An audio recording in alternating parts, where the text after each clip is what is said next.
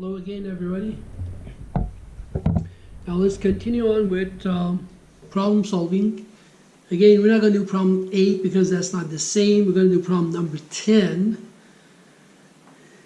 And the page numbers are the same that I gave you. 349 for 12th edition, 355 for 13th edition, and 315 for 11th edition. Problem number 10, go ahead and read the problem. I'm going to go ahead and write down these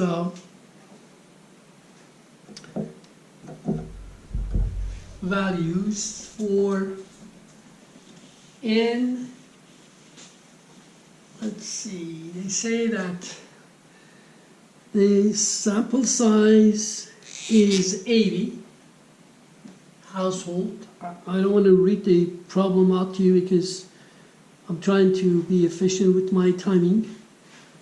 And the mean annual income is 155. This is the income of the readers of this magazine, whatever magazine. And the standard deviation is 30,000. Okay. Part A of the problem is asking, develop a 90% confidence interval. Oh, by the way, before we go any further, there is a table on table 8.1. Table 8.1, I do not have the page, I have the page number for all three editions. Table 8.1, for 11th edition users, table 8.1, it is on page 313. For 12th edition users, 347.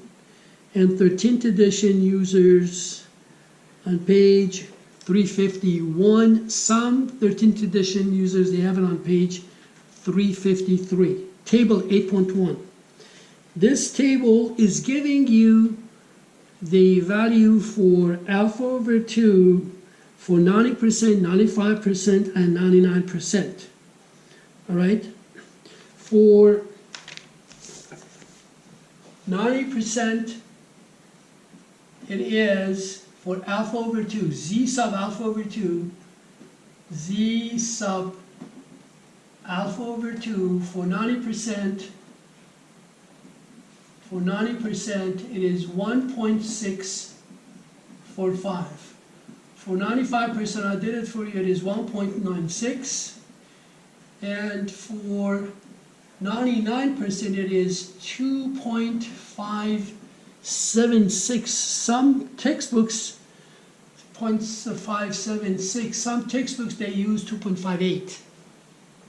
So this, your textbook is using 2.58. Those are given, okay? Now, the way that you calculate it is basically the way that I showed you on that graph. In case, if you guys needed more explanation on that, just send me an email. I will get on my camera and I will explain it to you audio-visually. All right, for problem number 10, part A, develop a 95% confidence interval estimate of the population. All right, so that's going to be 119,155 plus or minus z sub alpha over 2 for 90% is 1.645 times sigma, which is 30,000, divided by square root of n, which is, sorry, this is x bar and this is n. This is n. X bar and n. So our n is equal to 80. And then 119,155 plus or minus, you calculate that, that is going to be 5517. 5517 again. You subtract, you add, you're going to have a range, and then this is how we interpret it. We are 90% sure that our population mean is going to be within that range of the X bar, of our sample mean. For part B, they want us to do the same thing for 95%. So 119,155. For 95%, the value of Z sub alpha over 3 is 1.96 times 30,000 divided by square root of 80. So that is going to be 119,155 plus or minus, let's see, 6,574. 6,574. So you add and subtract and you get the range, and then that's how we interpret it. We're 95% sure that population mean is going to be within that range. And then part C, I'm going to do part C over here.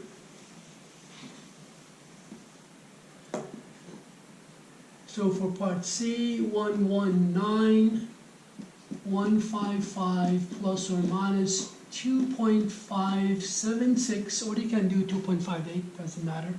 It's not going to change the answer that much. 30,000 divided by square root of 80. So that would be 155 plus or minus 2.576. Is that, no, that's not, sorry. 8640. 8640. Part D. Discuss what happens to the width of the confidence interval as the confidence level is increased. Does this result seem reasonable? Explain. Confidence interval gets wider when confidence level is increasing. If you guys just compare the B and C, when confidence level is increasing from 95% to 99%, this is 99%, you see that confidence interval increases. So the range is going to be wider. So we say that confidence interval is going to get wider when confidence level is increasing. So this is the two problems that we wanted to solve out of chapter 8, sigma known case. Okay, next we're going to continue on, I think, with sigma unknown case. Let's see.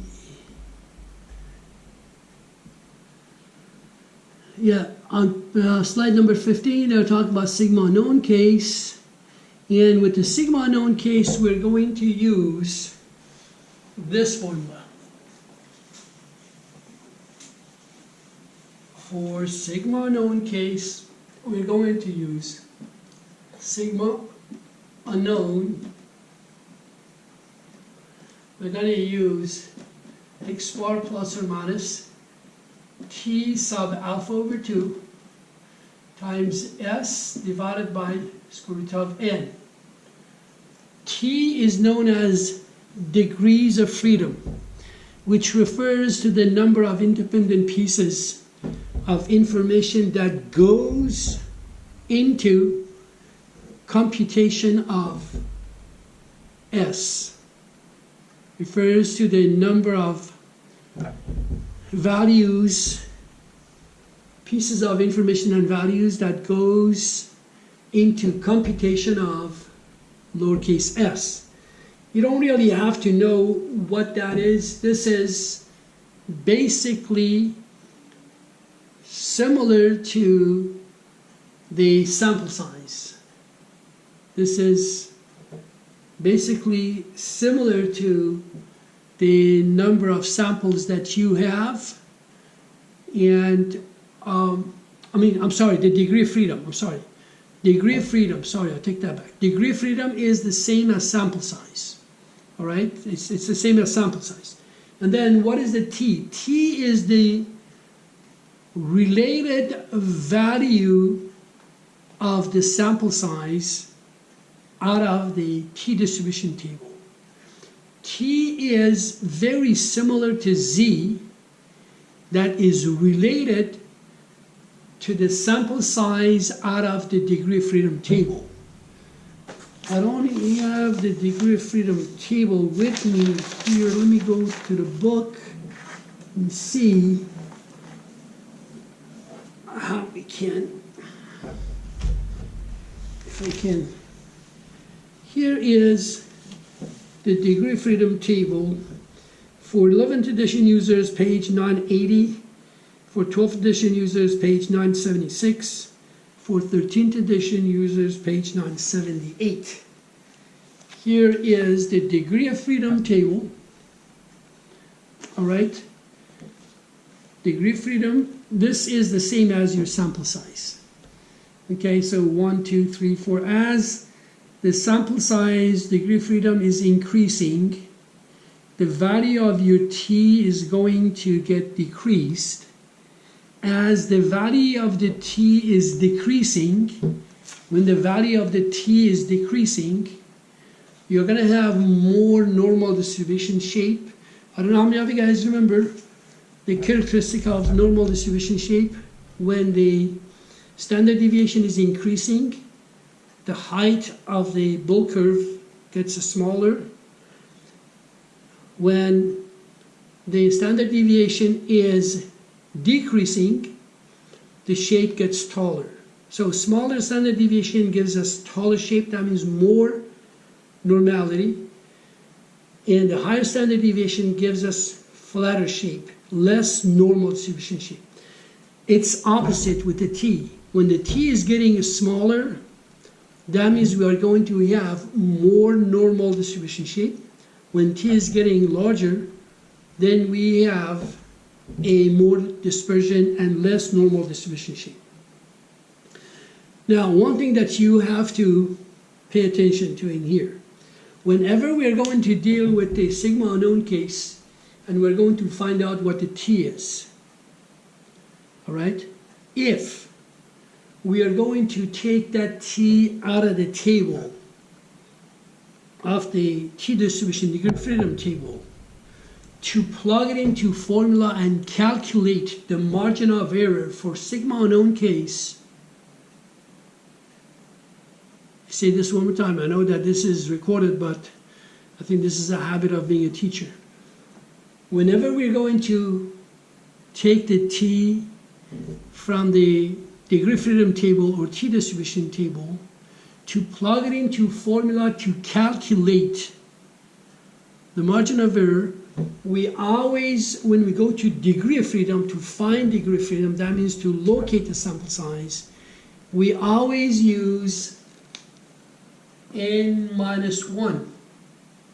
For example, if the sample size is 25, when we want to go ahead and start looking for the value of t, when you're going to go ahead and start looking for value of t, we have to locate degree of freedom equal 24. Right here, equal 24. I don't know how close. I don't have anybody the other side of the camera to tell me if this is close enough. 24. And then for whatever level of confidence, when we're going to read it off in here, these values on top, these are the values of alpha. Okay? These are the values of alpha. Sometimes they tell us 95% confidence. That means alpha in here is 0.05. Half of the alpha is 0.025. So this is the column for 0.025.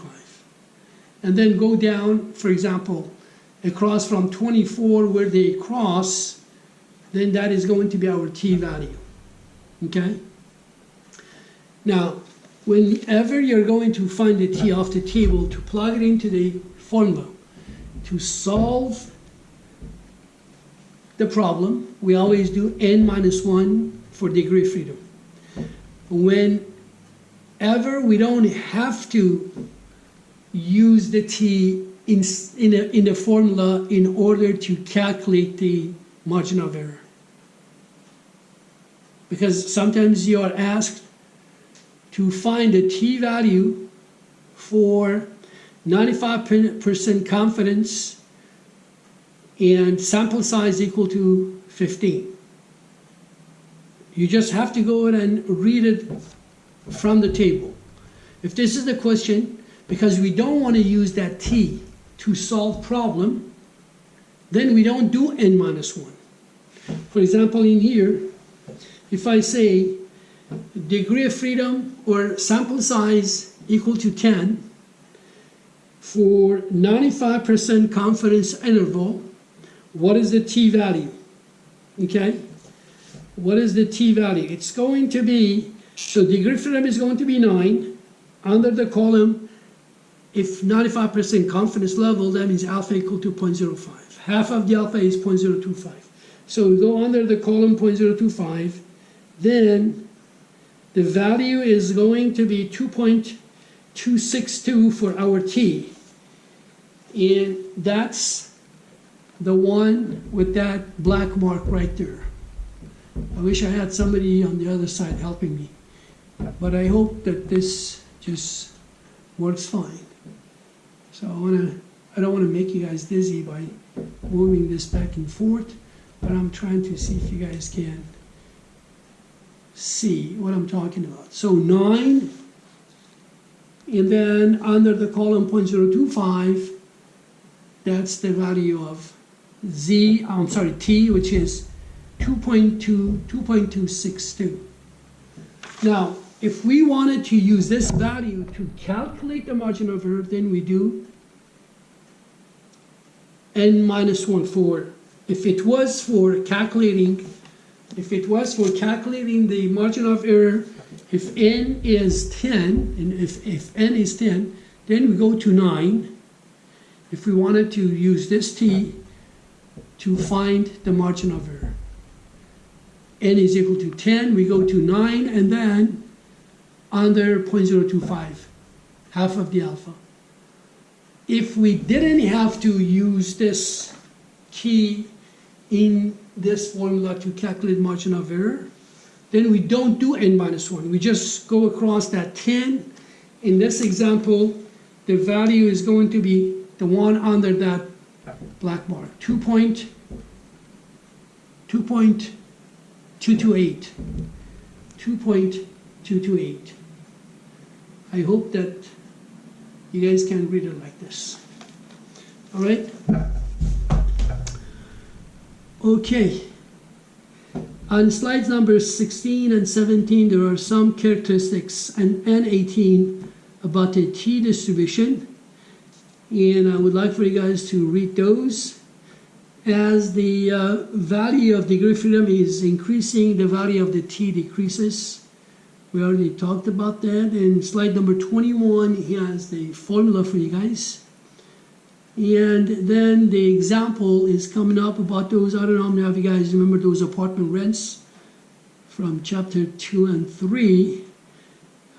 They are saying that the sample of 16 efficiency apartment within a half a mile resulted a sample. Go to slide number 22 for this example. Slide number 22. They say that the sample of 16 efficiency apartment, so n is equal to 16, and the sample mean x bar is equal to $650 per month, and the sample standard deviation is 55. S is equal to 55. Now, if you guys want to know why n-1, those of you remember chapter 3 when we were calculating the sample standard deviation, at the bottom of the variance we had what? n-1, sigma of xi minus x bar squared. If you guys remember, s squared. That's why that we have to use that n-1. So those are given for this apartment rent, and they want us to use 95% confidence level For 95% confidence level, that means alpha equal to 0.05.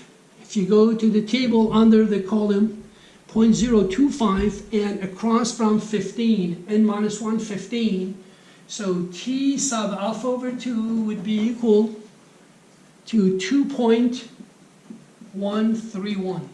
So we have everything, 650 plus or minus 2.131. This is t sub alpha over 2 times s, which is 55, divided by square root of n, which is 16.